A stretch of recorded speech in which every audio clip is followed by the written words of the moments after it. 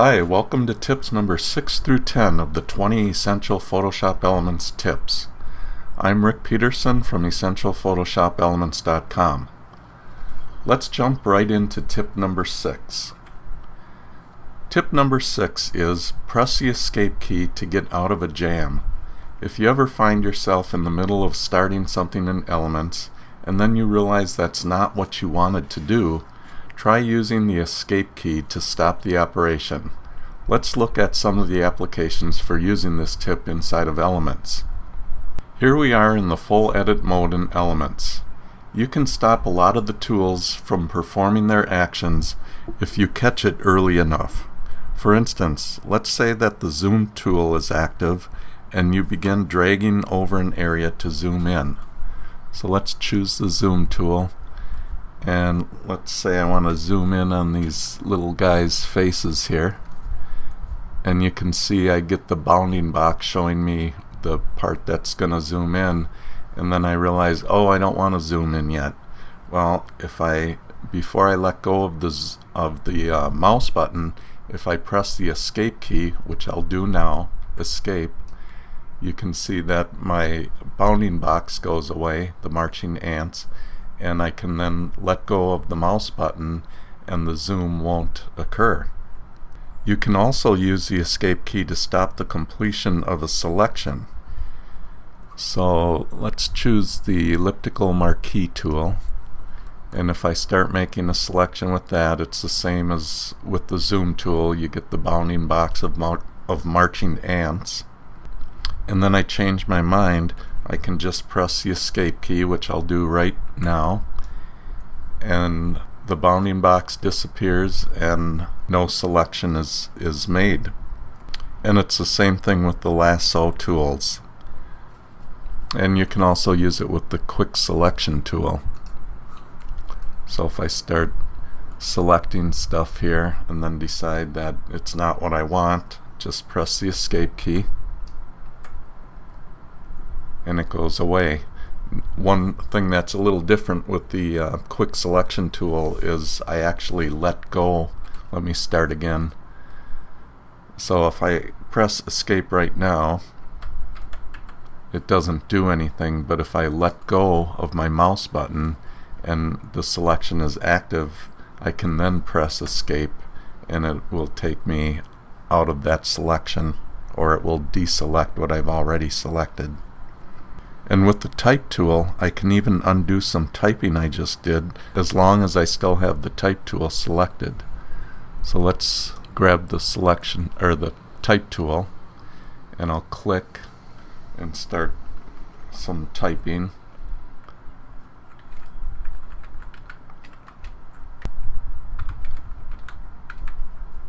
And then I decide I don't want to add that type. I can just press escape and it gets rid of it. It's really handy if you start using the straighten tool and then realize you don't want to continue. Just press escape and it will stop the procedure. Otherwise, you would have to either go to the edit menu to choose undo or press Control or Command Z. So let me show you that with the straighten tool. Straighten tool is, first I'll make my photo crooked, just to show you how the straighten tool works. Okay, so there we have a crooked photo, and I want to make it straight, so you take the straighten tool and you find a line that should be horizontal, maybe this towel. So I click and it straightens the photo to that line. If I begin using the straighten tool and then I decide I don't want to continue the procedure, rather than letting go and having the change occur and then undoing it, I can just hit escape right now and then let go of my mouse, and it never performs the action. You can also use the escape key to get out of a dialog box without any changes occurring. Let's say that I go to and choose levels, and I'll just really crank on this so you can see the change. And then I decide, no, I don't really want to do that. If I press escape, the dialog box goes away and no changes are made to my photo.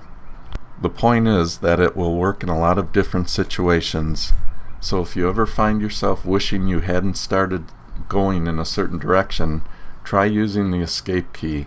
It just might give you an out. Let's move on to tip number 7. Cycle through all your open photos by pressing Control-Tab. Let me show you how this works in Elements. If you have several photos open, you can see them one at a time by holding down the Control key and pressing the Tab key. So if you look down in the project bin, you can see I have 4 photos open inside of Elements. So if I hold down the Control key and press Tab, it goes to the next photo. And every time I press Tab, it goes to a different photo. So it just cycles right through all the photos that are open. Next is tip number 8, which is use scrubby sliders. Let's go into Elements and I'll show you what scrubby sliders are. Scrubby sliders are a quick way to change the value of fields throughout Photoshop Elements. So let's choose the magnetic lasso tool. You can see there are different fields for changing values up in the options bar. I can change those values by double-clicking on the number to select it and then type in a new value. For instance, on feather, I could double-click and then press 5 and it will change from 0 to 5. Well, scrubby sliders gives you a faster, more interactive way to change those numbers. Just hover your cursor over the name to the left of the field and your cursor will change into a hand with a double-headed arrow on the index finger. That is the scrubby slider icon. Once you see that icon, you can click and drag right or left to change the value inside the field. So I'm going to click and drag to the right and you can see the numbers get larger, and I can click and drag to the left and they get smaller. And they are available throughout Elements. Let's go over to the Layers panel and you can see you can use scrubby sliders to change opacity. So let's drag out the Layers panel and I'm going to duplicate this layer and it's at 100%. If I place my cursor over the word opacity and then click and drag, once I get the icon, you can see I can change my opacity that way. Also, if you're in a dialog box like image size, let's go to that once, resize, image size, and you can see we have 3 fields here, and if I hover my cursor over any of the names next to those fields, I get the scrubby slider, so then I can just click and drag and it will change the fields there. You can also slow down or speed up scrubby sliders by pressing certain keys on your keyboard. So let's go into image size again, and I'm going to change the width to 6 so I can show you how this works. And if I just use the regular scrubby slider technique, it increases by 1/10 of an inch each time it changes.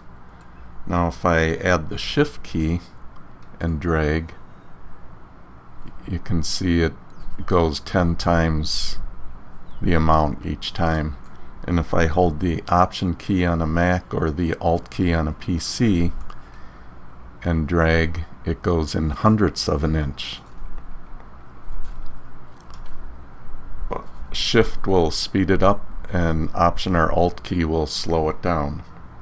And here's a little tip that a lot of people don't know about. If you have a value field that doesn't have a name next to it, like in the Levels dialog box, let's go into Levels,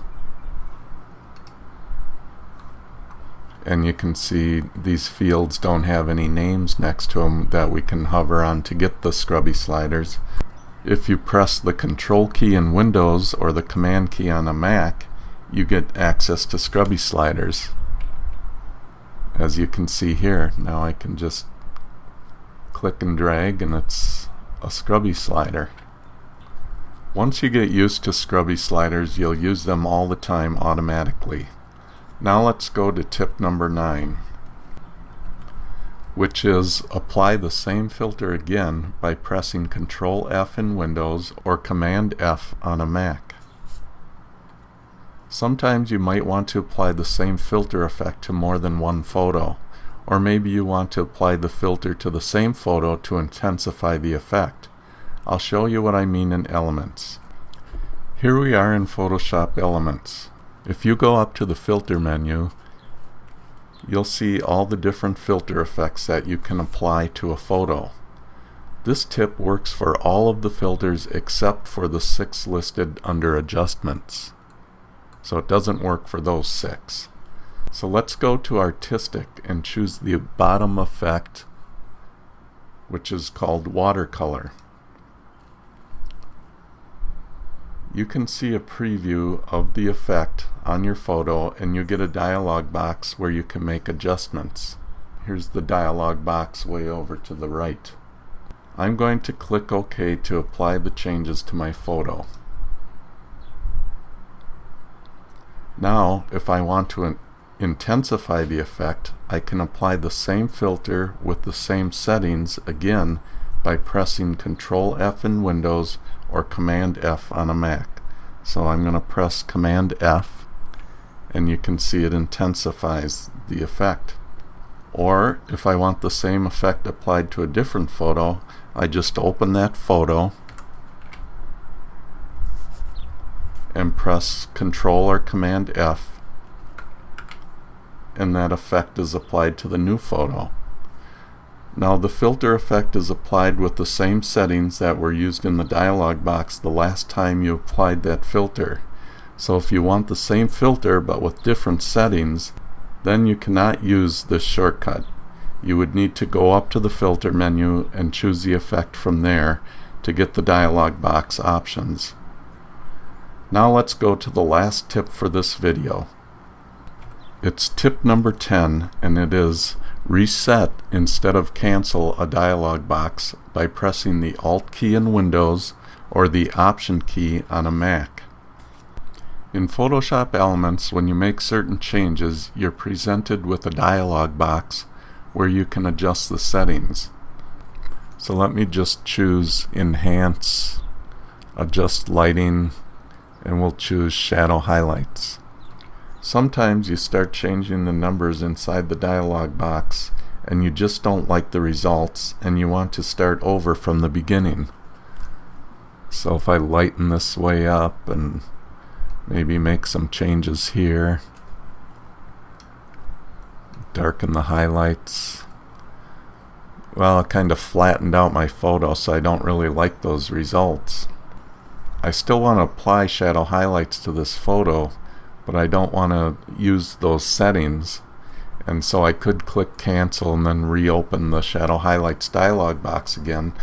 But with this tip, I don't have to close out of the box. All I have to do is hold down the Alt key in Windows or the Option key on a Mac, and my cancel button turns into a reset button, and then when I click on that, it resets it back to the default for that dialog box. And now it's just like I just opened the box again and I'm starting from the beginning. That wraps up this video of 5 essential Photoshop Elements tips. Be sure to print out the PDF cheat sheet and add these tips to your Photoshop Elements arsenal. I will send you your next video with 5 more essential tips in a few days, so watch for it in your inbox. Until next time, I'm Rick Peterson saying take care.